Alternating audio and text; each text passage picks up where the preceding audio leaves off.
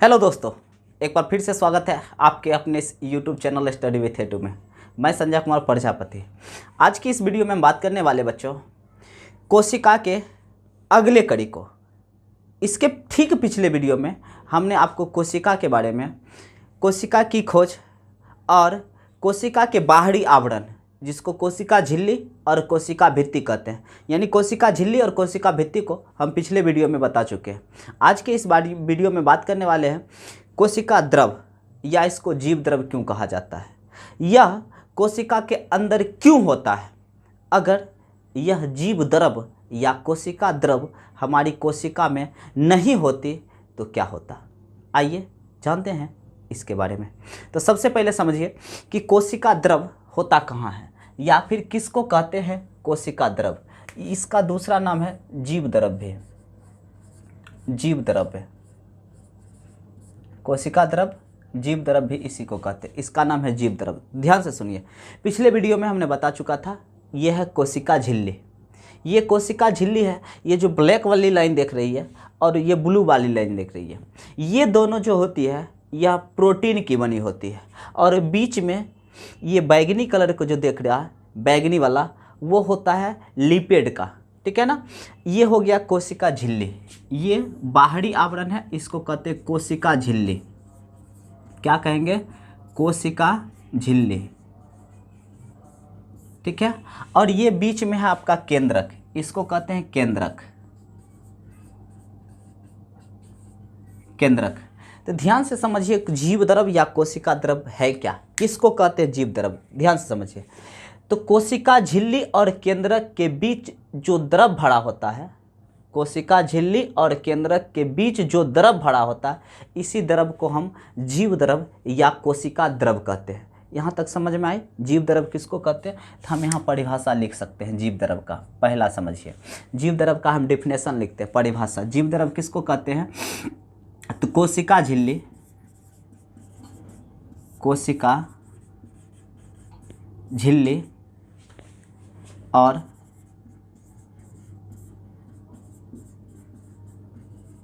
केंद्रक के बीच, केंद्रक के बीच भरे द्रव को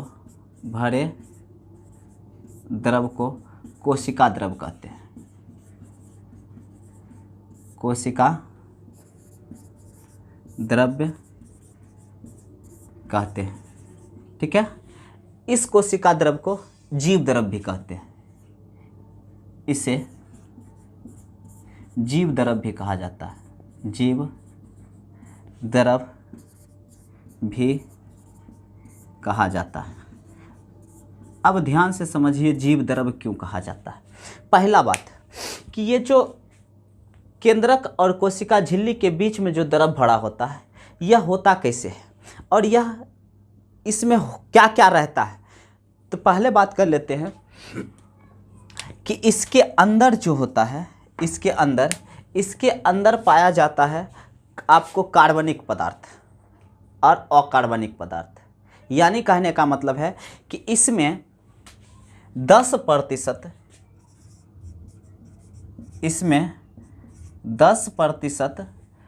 अन्य पदार्थ,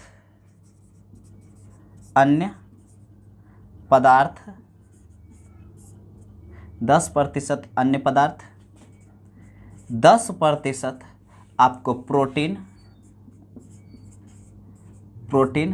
और 80% जल पाया जाता है, ठीक है ना।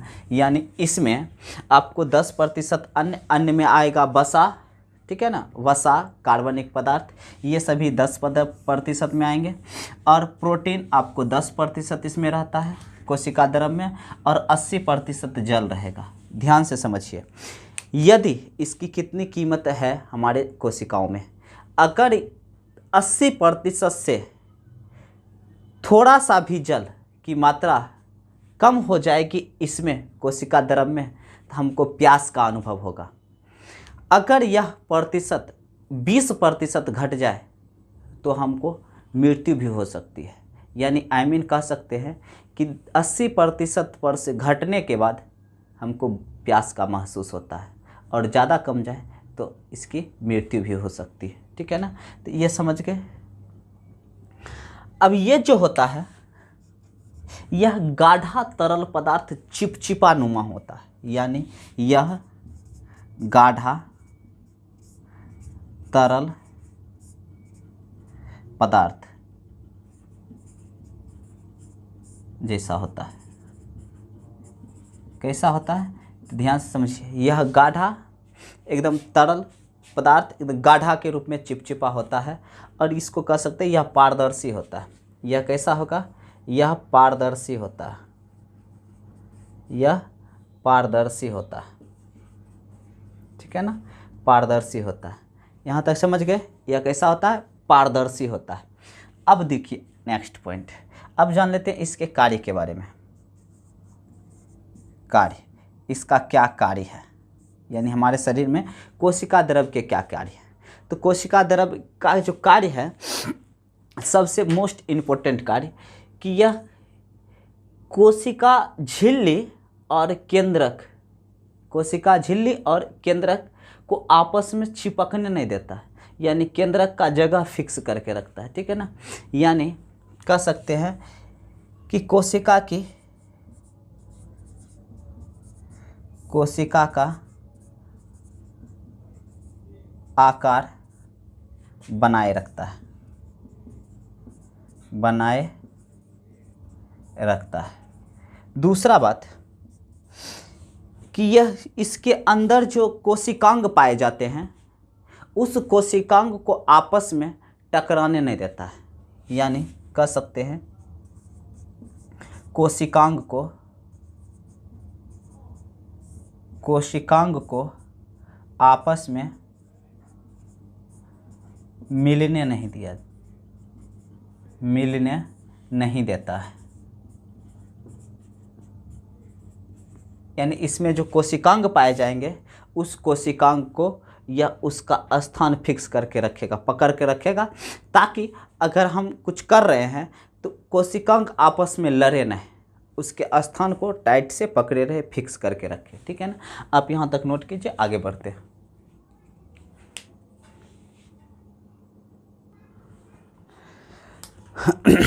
आइए बच्चों, बात कर लेते हैं अब कोशिका द्रव के बारे में। बाद अंतःप्राद्रव्यी जालिका, यानी इंग्लिश में उसको कहते हैं एंडोप्लाज्मिक रेटिकुलम, यानी एंडोप्लाज्मिक रेटिकुलम को हम ER से सूचित करते हैं, यानी इसको हम शॉर्टकट में ER भी कह सकते हैं। ER मतलब एंडोप्लाज्मिक रेटिकुलम।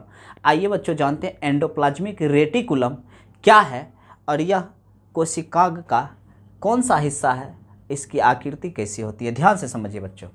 तो कोशिका में जो होगी ना, इसके अंदर कहीं भी एक जालीदार नली जैसी संरचना होती है, जालीदार नली जैसी संरचना होती है। ठीक है ना, और यह आपस में जुड़ा रहता है, आपस में क्या रहता है, जुड़ा हुआ रहता है। ठीक है ना, कुछ इस प्रकार की इसकी संरचना होती है कोशिका के अंदर। ठीक है ना, और कभी कभी यह कोशिका झिल्ली से लेकर, ये कोशिका झिल्ली से लेकर ये केंद्रक है, केंद्रक झिल्ली तक फैली रहती है। सीधा सीधा एक भाषा में समझ सकते हैं, यह कोशिका का पिलर है। पिलर है, यह मजबूती प्रदान करता है। क्या करता है, मजबूती प्रदान करता है, इसको मजबूती से बनाए रखता है। जैसे कहने का मतलब है कि घर में जो पिलर होते हैं उसका क्या काम है, तो घर को मजबूती से खड़े रखना। ठीक उसी प्रकार से एंडोप्लाज्मिक रेटिकुलम का काम है कि मजबूती से कोशिका को बनाए रखना। ठीक है ना, इसके अंदर को मजबूती हिस्सा करता है। ठीक है, यहाँ तक समझ में आ गई।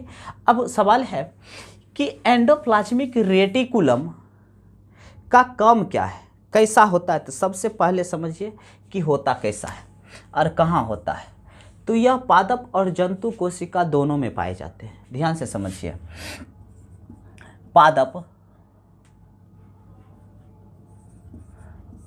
और जंतु कोशिका के कोशिका द्रव में, कोशिका द्रव में पाए जाते हैं। कहाँ पाए जाते हैं, पादप और जंतु कोशिका के कोशिका द्रव में पाए जाते हैं। ठीक है ना।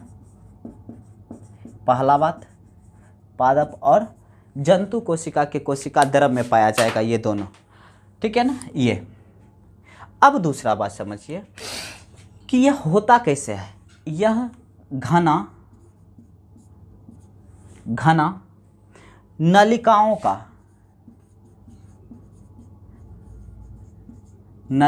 का एक जाल होता है, एक जाल जैसे होता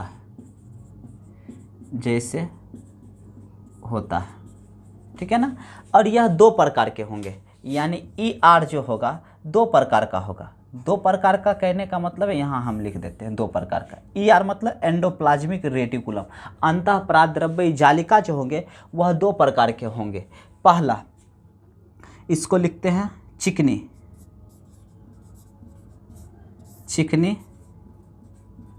अंतः प्राद्रव्य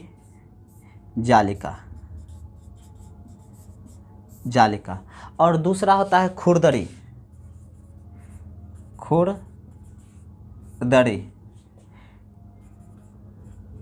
अंतः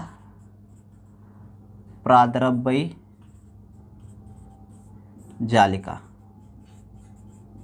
जालिका। इंग्लिश में इसको चिकनी है तो स्मूथ कहेंगे, यानी SER, और यह खुरदरी है तो इसको कहेंगे रफ, RER, यानी स्मूथ एंडोप्लाज्मिक रेटिकुलम, और इसको कहेंगे रफ एंडोप्लाज्मिक रेटिकुलम। S से स्मूथ, E से एंडोप्लाज्मिक और R से रेटिकुलम। R से रफ, E से एंडो, P से एंडोप्लाज्मिक, R से रेटिकुलम, ठीक है ना। यानी इसको शॉर्ट में चिकनी को कहते हैं। अंतःप्राद्रव्य जालिका को SER से सूचित करते हैं और खुरदरी अंतःप्राद्रव्य जालिका को RER से सूचित करते हैं। ध्यान से समझिए, यह चिकनी और खुरदरी क्यों हो गई है। तो जो चिकनी होगी अंतःप्राद्रव्य जालिका, उसमें इस प्रकार का होगा, ठीक है ना। ये दोनों आपस में जुड़ा रहेगा, ठीक है ना, जाली के समान इस प्रकार से। और जो खुरदरी होगा वो इस प्रकार से होगा, कुछ इस प्रकार से, ध्यान से समझिए। और ये आपस में कंडक्ट के लिए रहेगा, जुड़ा रहेगा, और इस पर हल्के हल्के छोटे छोटे दाने पाए जाएंगे, यानी इस पर, इसके ऊपर छोटे छोटे दाने पाए जाएंगे, क्योंकि यह खुरदरी है तो इसके सतह के ऊपर हल्के हल्के छोटे छोटे क्या पाए जाते हैं, धब्बेदार दाने पाए जाते हैं। ध्यान से समझिए, यह चिकनी है और यह खुरदरी है। तो यह जो दाने दाने जैसा दिख रहा है, इसको हम कहते हैं राइबोसोम। क्या कहते हैं, राइबोसोम, इसी को कहते हैं राइबोसोम के बारे में हम इसी के अगले कड़ी में चेक कर देंगे, बता देंगे। अभी फ़िलहाल हम इसको समझते हैं। ये समझ गए कैसा होता है और कितने भाग में बटा होता है, कहाँ होता है, ठीक है। अब ध्यान से समझिए कि इसका काम क्या है। तो इस दोनों का अलग अलग काम हम बताते हैं, ठीक है ना। आप पहले यहाँ तक नोट कीजिए, हम दोनों का काम अलग अलग करके बता देते हैं। पहले इस दोनों को नोट कीजिए। आइए बच्चों, देख लेते हैं इसके कार्य को। पहले हम देखते हैं सम्मिलित रूप से कहने का मतलब दोनों मिलके क्या काम करेगा, यानी अंतःप्राद्रव्य जालिका का कार्य इसके क्या कार्य करें। तो पहला काम है बाबू, यहाँ हम पहला लिखते हैं। पहला काम है कि यह प्रोटीन को संचय करेगा, यह प्रोटीन को संचय करता है, पहला काम। दूसरा काम है बच्चों, इसका कि यह कोशिका को सहारा प्रदान करता, आंतरिक सहारा। यह कोशिका को आंतरिक सहारा प्रदान करता है। अभी हम थोड़ी देर पहले बताए कि यह पिलर की तरह काम करता है। पिलर मतलब घर को सहारा दे के रखता है, उसी तरह से कोशिका को यह सहारा प्रदान करता है। और दूसरा काम है इसका, तीसरा काम समझिए कि तीसरा काम है यह परिवहन का कार्य करता है। यह परिवहन का कार्य करता है, ठीक है ना। तो आपसे सबसे ज़्यादा सवाल पूछता है कि कोशिकाओं में सबसे परिवहन का काम कौन करता है, तो परिवहन का जो काम करेगा वह हमको अंतःप्राद्रव्य जालिका करता है। उसके बाद इम्पोर्टेंट कार्य, पहले चिकनी का देखिए इम्पोर्टेंट कार्य, उसके बाद खुरदरी का देखिए। चिकनी का काम क्या है, तो चिकनी अंतःप्राद्रव्य काम है प्रोटीन का संश्लेषण करना। यह क्या करता है, प्रोटीन का संश्लेषण करता है। यह प्रोटीन का क्या करता है, संश्लेषण करता है। ध्यान से समझिए, यह प्रोटीन को संश्लेषित करेगा। तो क्वेश्चन प्रोटीन देखिए, एक्चुअली प्रोटीन का संश्लेषण ये नहीं करता है, ठीक है ना। प्रोटीन का संश्लेषण ये नहीं करता है, प्रोटीन का संश्लेषण ये राइबोसोम करता है। इधर आएगा, इधर इस साइड, ठीक है ना। प्रोटीन का संश्लेषण ये नहीं करता। प्रोटीन का जो संश्लेषण एक्चुअली में खुरदरी अंतःप्राद्रव्य जालिका के उस हिस्से से होता है। जैसे ये देखिए दोनों अंतःप्राद्रव्य जालिका है, एक चिकनी है एक खुरदरी है। तो इस हिस्से से क्या होगा, प्रोटीन का संश्लेषण होगा। और इस हिस्से में कौन करेगा, तो इस हिस्से में राइबोसोम प्रोटीन का संश्लेषण करेगा, ठीक है। प्रोटीन का संश्लेषण करता है। दूसरा बात, इसका काम क्या है, यह वसा और कोलेस्ट्रॉल को संश्लेषित करता है। ये वाला भाग जो है वसा और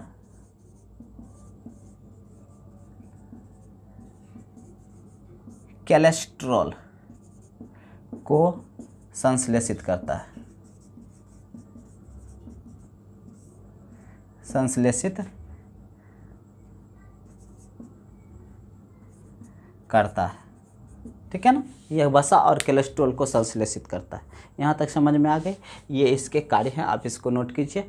फिर आगे बढ़ते और दूसरे कोशिका के कोशिकांग के बारे में बताते हैं, आप इसको नोट कर लीजिए।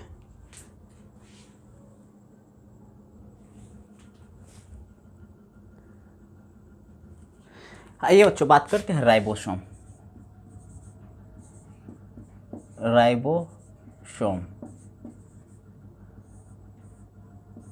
राइबोसोम कहाँ होता है, किसका बना होता है और इसका काम क्या है।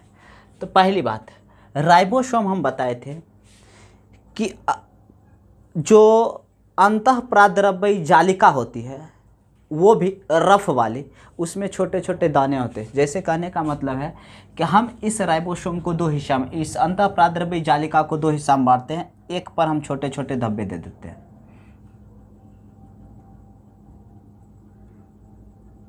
ठीक है ना। ये छोटे छोटे काले काले जो धब्बे हैं, इसी छोटे धब्बे को क्या कहते हैं, राइबोसोम कहते हैं। यानी कहने का मतलब है कि अंतःप्राद्रव्य जालिका के ऊपर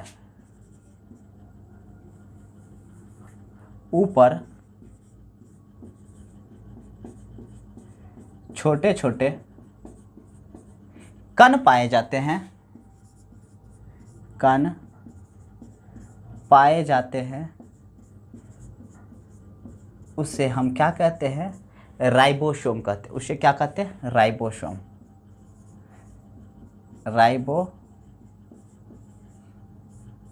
कहते हैं। समझ गए राइबोसोम किसको कहते हैं।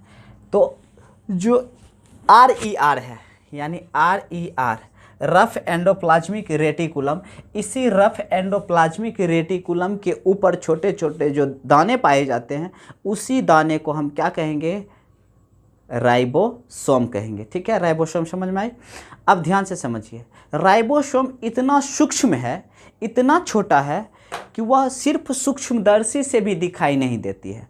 उसको देखने के लिए हमको इलेक्ट्रॉन सूक्ष्मदर्शी की आवश्यकता होती है। यानी कह सकते हैं कि राइबोसोम इतना छोटा होता है कि इसको देखने के लिए किसकी ज़रूरत पड़ती है? इलेक्ट्रॉन सूक्ष्मदर्शी की आवश्यकता होती है। हम यहाँ लिख सकते हैं, इसे देखने के लिए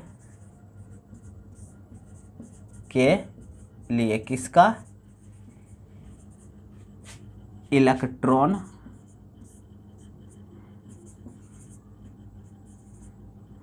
सूक्ष्मदर्शी की आवश्यकता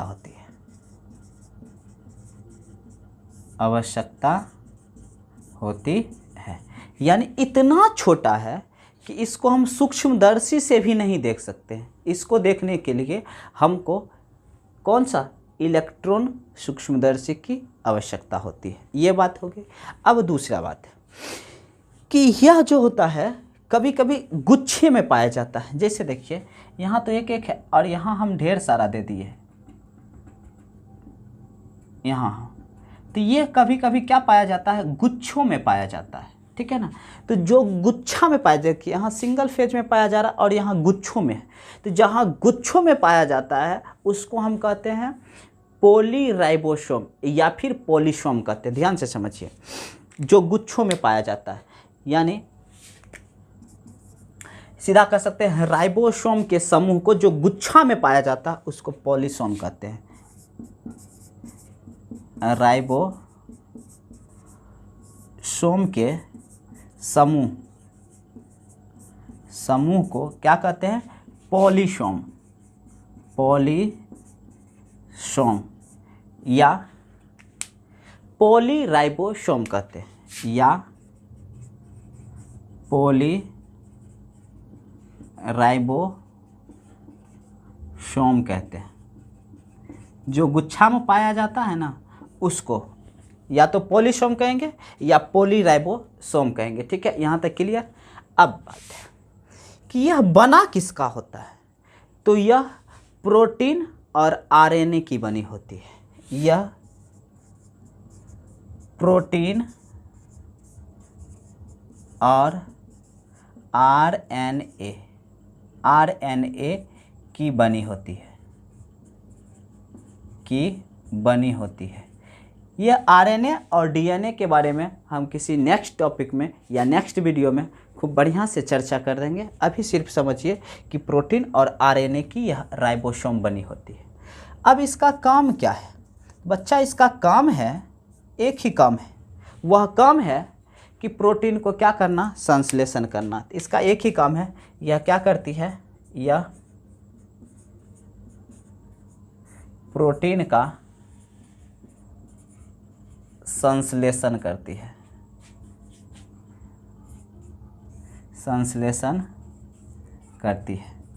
यह प्रोटीन का क्या करेगा? संश्लेषण करता है। इसका एक ही काम है।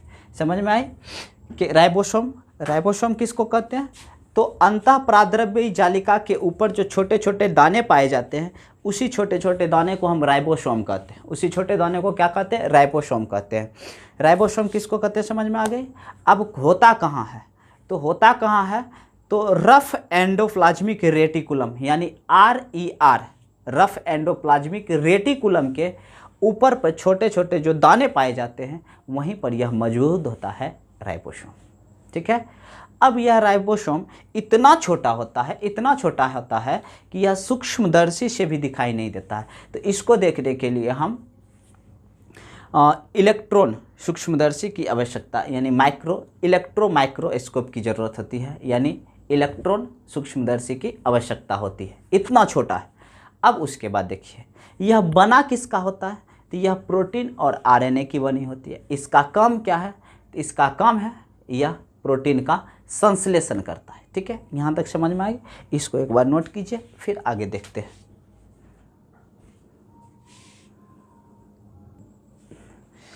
आइए बच्चों आगे बढ़ते हैं और बात करते हैं लाइसोसोम, ठीक है ना। अभी थोड़ी देर पहले अभी हम राइबोसोम बताए थे। अब ध्यान से समझिए लाइसोसोम की खोज कौन किया था?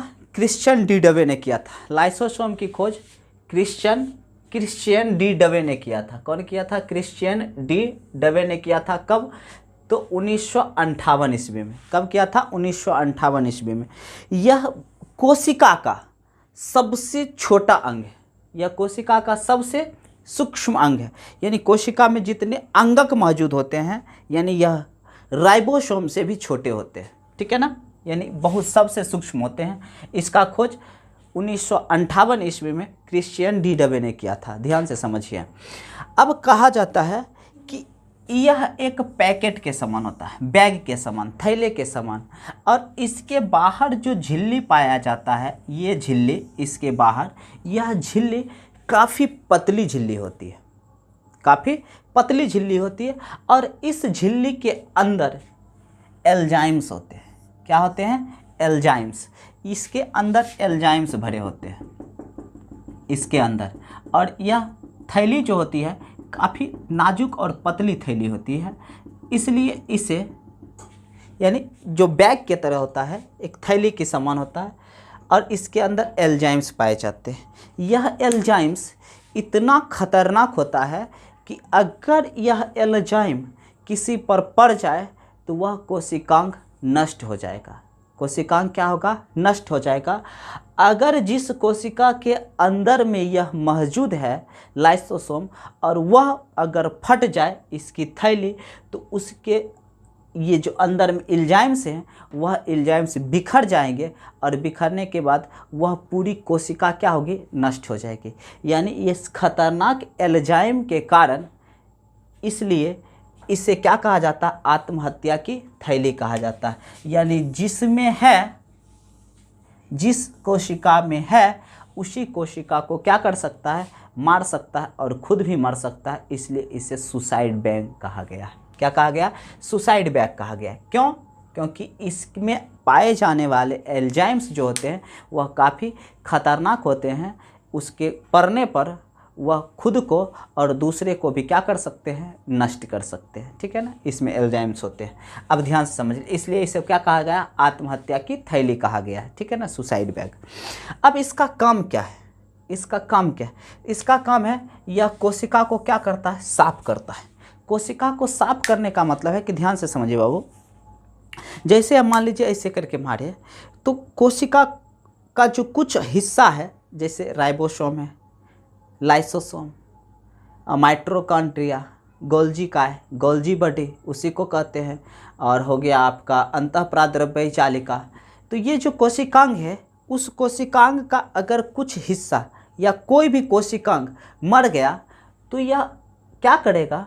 उसको देखेगा, और देख कर उसको क्या करेगा? उस पर थोड़ा सा छिड़क देगा एंजाइम्स निकाल कर, और थोड़ा सा एंजाइम्स निकल कर जो उस पर छिड़केगा तो वह क्या हो जाएगा? वहाँ गल के साफ़ हो जाएगा, और धीरे धीरे उसको क्या करेगा? पचा लेगा, ठीक है।